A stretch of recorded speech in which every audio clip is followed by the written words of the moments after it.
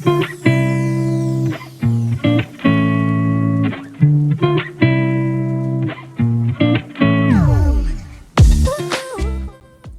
guys, and welcome to my kitchen. I thought instead of just cooking and doing a voiceover today, I would actually just kind of cook along with you guys. Today is actually the hub's birthday, so I am making salmon. That's one of his favorite things.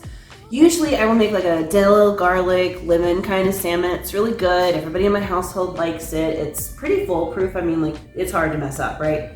But I thought today I would try something new. I found a recipe for Parmesan Pesto Crusted Salmon, and I thought, why not? So that's what I'm going to be making tonight. And with it, I'm going to be roasting this broccoli. I'm also going to be making a homemade version of Uncle Ben's wild rice. So I love to buy the box Uncle Ben's long grain wild rice. It's one of my favorite sides. But I happen to have all the ingredients for this recipe. And I mean, if I could make it at home, I think I'd probably rather. So I'm going to give that a shot tonight in my pressure cooker back here. So let me just take you guys over and show you our ingredients so we can get started cooking. So what I have here is 3 heads of broccoli. We absolutely adore roasted broccoli, whether it's in the air fryer or the oven. 3 heads will give us just a little bit of leftovers, and I'll eat them for lunch tomorrow, so that's absolutely perfect. All right, and then over here in the zip top baggie, right over there, we have my salmon. I just have 3 fillets. I bought a giant plank at the grocery store, and then I cut it up and I froze it in portions.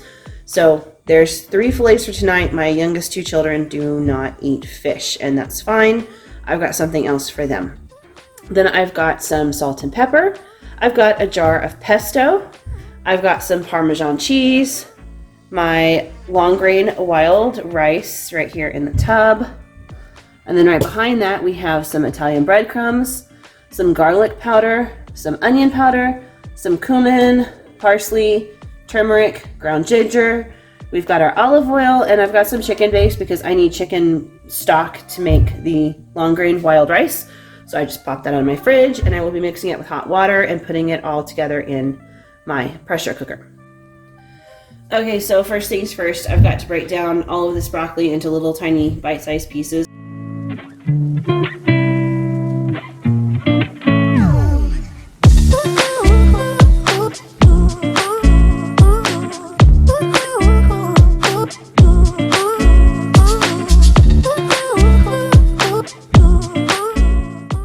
Oh, and also I am preheating my oven to 400 degrees. That's the temperature I'm going to be cooking the fish at, and that is the perfect temperature to roast my broccoli.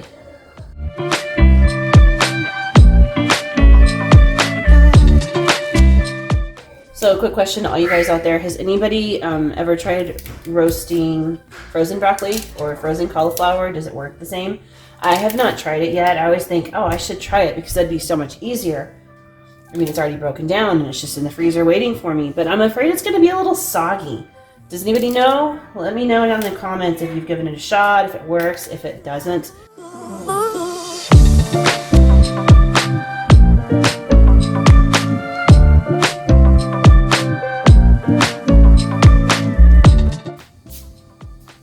Okay, so this is all broken up, as you can see right there. It's in like bite-sized pieces, you know, some of them maybe just a little bit larger, but for the most part, it's like bite-sized pieces. So now we want to go ahead and season this before we pop it in the oven to bake. Okay, questioning my life choices now. I probably should have gotten a bigger bowl, but I mean, we're just going to give it a shot, guys. Okay, so I'm going to put like about a tablespoon of oil on the top there, and I'm going to go ahead and toss this a little bit. Basically, what I put in is about 1 tablespoon of oil per head of broccoli. So I have 3 heads of broccoli. In the end, I will do 3 tablespoons of oil. All right, so we've mixed that up a little bit. I'm going to go ahead and put on like another tablespoon. I'm going to mix it up a little bit more. Really, we're just going to make sure all the stuff from the bottom gets to the top so it gets a little bit of oil on it. The oil just really helps crisp it up. I mean, it doesn't like really offer a whole lot in the way of flavor. It's just going to help this get a little bit crispier while we are baking it. And also it'll help like the garlic powder and stuff kind of stick to the broccoli. All right, and 1 more tablespoon. Whoop, there we go. All All right, I'm gonna mix this up. I'm gonna try to keep it from flying out of the bowl everywhere. Okay, I've got a whole cookie sheet for this. Let's just make this a little simpler. We're gonna pull our cookie sheet over like so. We don't need this oil right now. We're gonna dump our broccoli out. Yep. Okay. I do have it lined in foil. Sometimes broccoli will stick. If you have a still pat, that's great. Foil works. Parchment paper is good. I'm out of parchment paper, and I don't have a still pat that'll fit this pan. I only have a small one, so this is what I'm using. Let's go ahead and season our broccoli. So I'm going to start with the pepper. I do have mine set on a more coarse grind. I just like it that way. I don't know why. I'm going to do a little salt. I'm going to remind myself yet again, I need to fill that up. And guess what? Next video, you're going to see it's going to look just like that because I never remember. All right, our final thing is a little bit of garlic powder. Go a little heavy on the garlic. You don't have to. I probably used maybe a little bit over a teaspoon on the whole thing, maybe not even that much. So you do you, whatever you like is fine.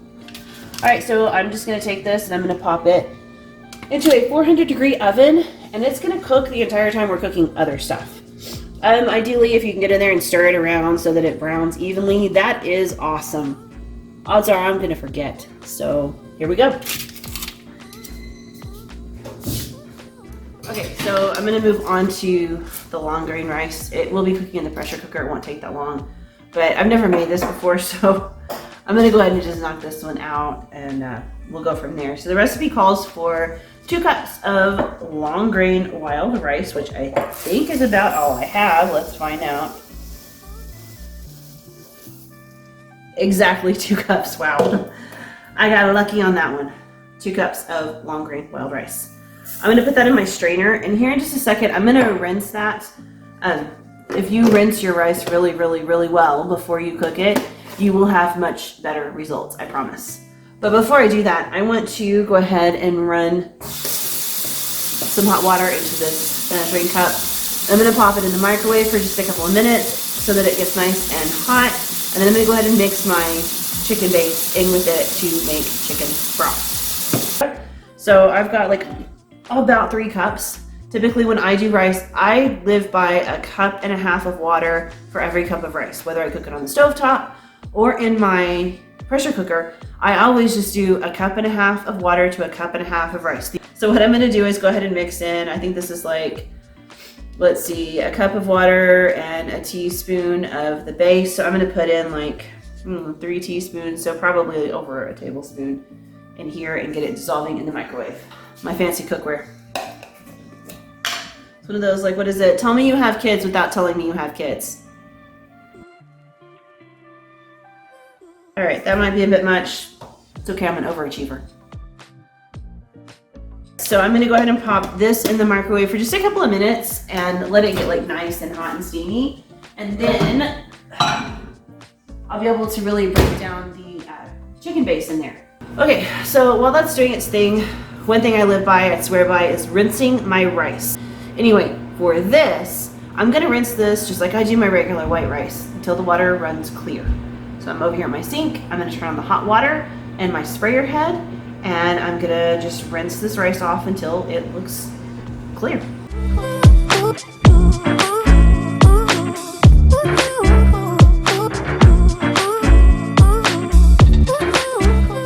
Okay, so welcome to my Ninja Foodie. It is very well loved and very well used. My husband bought this for me for Mother's Day.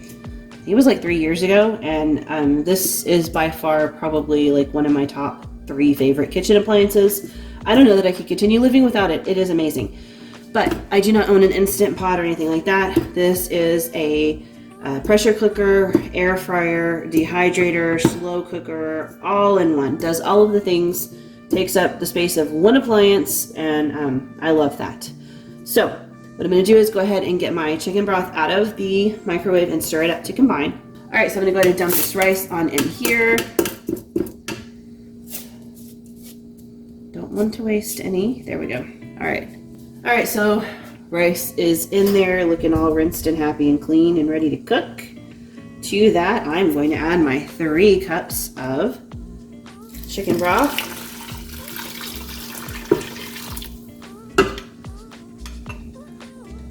The last of the base out of there. All right, let's go ahead and mix that together a little more. All right, so I've got my recipe off to the side over here. So to this, we're going to be adding, let's start with half a teaspoon of parsley flakes. And I have discovered that the shaker on here is so slow because it's so full. So I'm just gonna take the lid off and eyeball this. So it's half a teaspoon. I wanna shoot more for a teaspoon just because that's what I wanna do. But you do you. Okay, we added the parsley. Next we're going to do a 1/4 teaspoon of garlic and a 1/4 teaspoon of onion powder. All right. Again, I'm just gonna eyeball it. You do you. If you wanna measure, that's fine. I added in my garlic, and let's add in my onion. Okay. All right, now we're gonna add in a 1 teaspoon of turmeric, which is a little odd to me because I don't recall the Uncle Ben's having any kind of like yellowish tinge to it, but maybe it's just a flavor thing that I'm unaware of. So let's go ahead and add in 1 teaspoon of turmeric. There we go. All right, and next we're going to do a half a teaspoon of cumin. Again, that one sounded a little strange to me as well, but hey, we're rolling with this recipe today. All right, I probably went just a little shy because this is not my favorite spice in the world. So I use it because recipes call for it, but I do not love it. All right, and then we're gonna do a 1/4 teaspoon of ginger powder. This one again, I thought, really?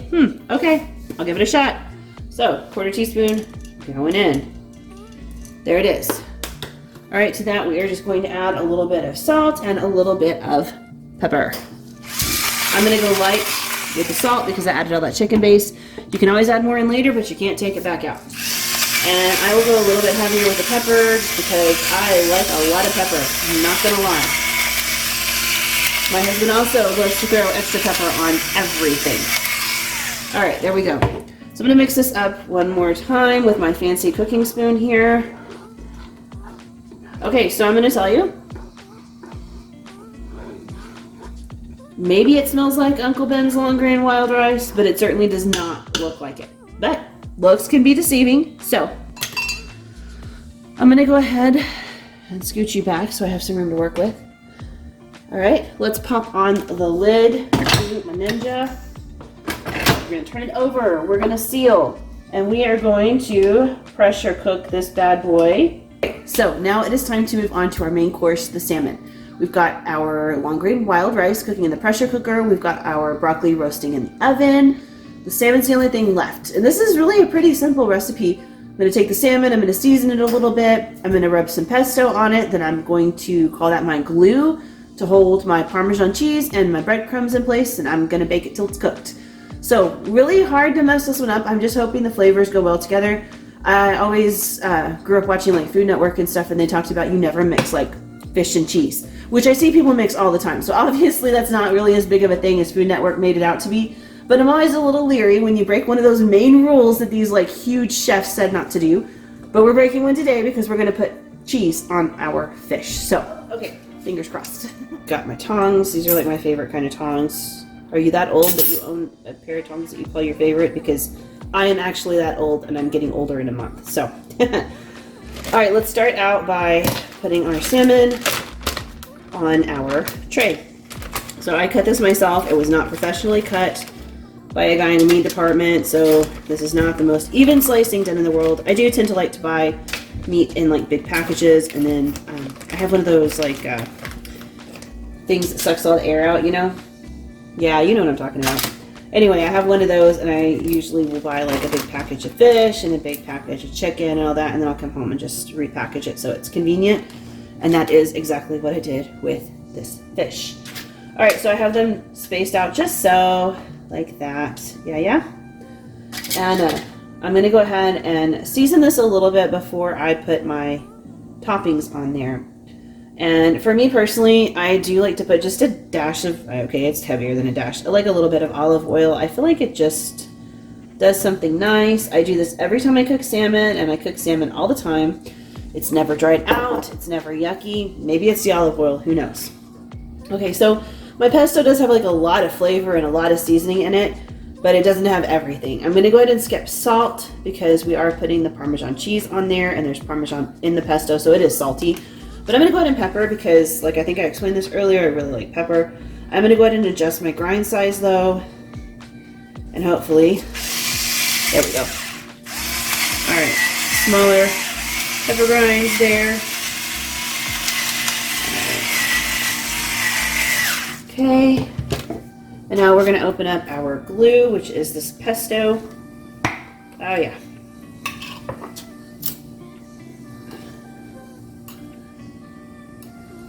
I'm gonna mix this up.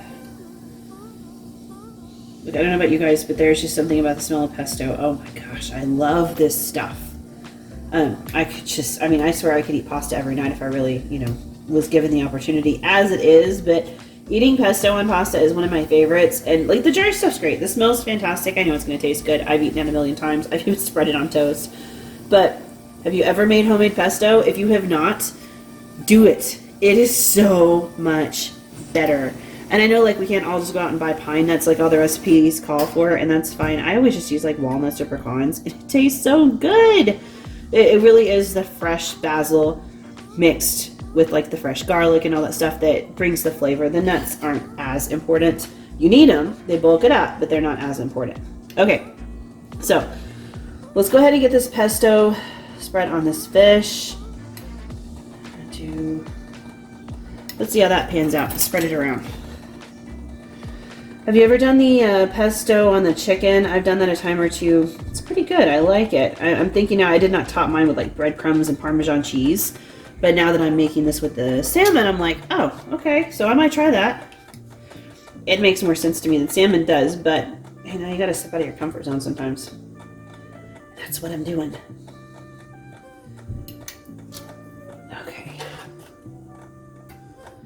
Go spread it on all nice and neatly. All right, and then this last one, as you can see, like I'm leaving some bare spots. The recipe says to like coat your salmon in pesto, but I'm not 110% behind that idea. I feel like the pesto is going to be so strong, right? The ones from the store always have like a lot of preservatives, so they have a real strong lemony taste to them. And then the basil and the garlic is so strong. We've got the breadcrumbs with the salty Parmesan. Like I do want to taste a little bit of fish here. So I'm going to just kind of go a little bit light with it. I've got a nice coating on top. It will adhere my toppings to the fish, which is the point. And I feel like that's good.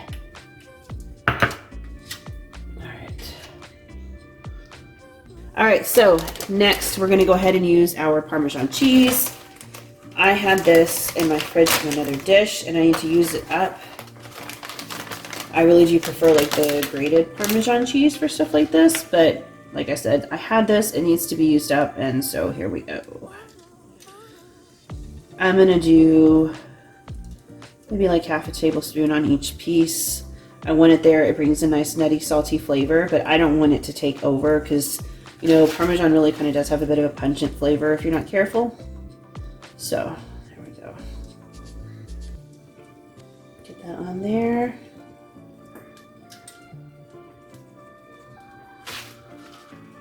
Okay, last little corner. Okay. All right, and for our final thing, we're going to add these breadcrumbs. This is a brand new container, so I got the Italian style breadcrumbs because I was cooking with pesto. I mean, what else do you get, right? But I imagine, realistically, crumbled up Ritz crackers would have probably worked just as well. Well, let's see. I don't want to make a huge mess here. I really just don't.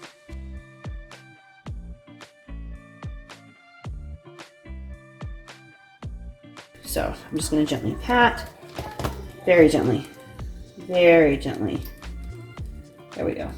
All right, I'm going to wash up, and then this is going in a 400-degree oven with the broccoli, and it's going to cook for about 16 minutes.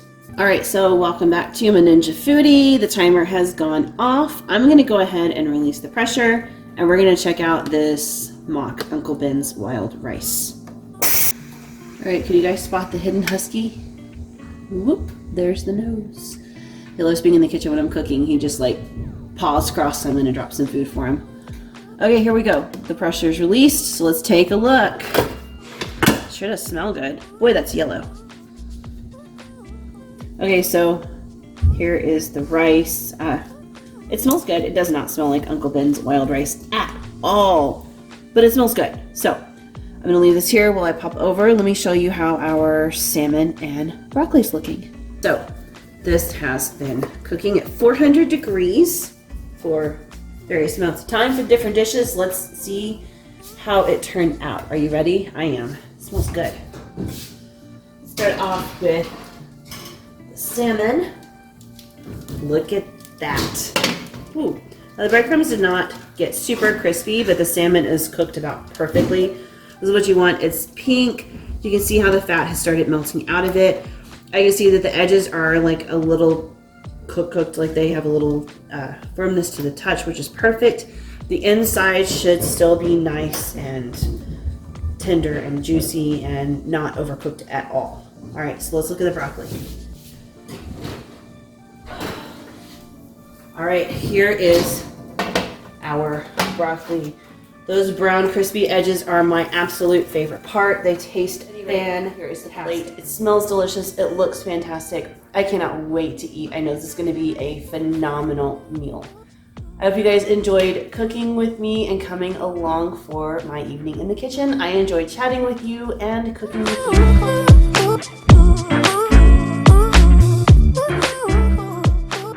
Hey guys, I just wanted to take a minute and let you know how dinner turned out and what we thought. So let's start with the rice. Wow, I was so surprised. It didn't look anything like Uncle Ben's long grain wild rice. It smelled kind of close, but not exactly. But the flavor was almost spot on. I will definitely be making this rice again, but I'm going to tell you the one thing I would do differently is to leave out the ginger. I could totally taste the ginger. I can't taste it in Uncle Ben's. So that'd be the only thing I do different. That said, it was good. Everybody liked it and everybody ate it. So I highly recommend that recipe. I will put it down below in the description box for you guys. Now on to the salmon. The salmon was everything I thought it would be. It was tender, it was juicy, and it was packed full of flavor. The cook time was perfect, and the pesto offered so much taste. I really, really liked it. It really tasted like a lemon basil, not as much like a pesto, but it paired perfectly with the salmon. And again, I cooked it at 400 degrees for about 15 minutes. There's no measurements for the pesto, the Parmesan cheese, or the breadcrumbs. You saw what I did. I just did thin layers. So if you want to give that recipe a shot, that's all you really need to know. 400 degrees for 15 minutes. And finally, for the broccoli. The broccoli was exactly what I expected. I've cooked it a million times before. My family likes it every time, and tonight was no exception. They devoured it, and I have just the tiniest little bit left for lunch tomorrow, which I will enjoy. If you would like to make that recipe at home, I will go ahead and list my recipe down below in the description so you could do it. The only thing I recommend is, while it tastes great in the oven, especially if you're already using it, I would really say try it in the air fryer. It's so much better in the air fryer. It gets so much crisper than it does in the oven. But either way, it packs a lot of flavor. It's really good, and you're getting your veggies in for the day. All right, so that's about all I have for today is this little cook with me. I hope you guys will try these recipes. I hope you love them as much as I do. Comment down below. Let me know what you think. Ask me any questions. I love reading your comments and communicating with you guys. I want to thank you for tuning in. Please like this video and subscribe to my channel. I will see you guys again soon. Bye.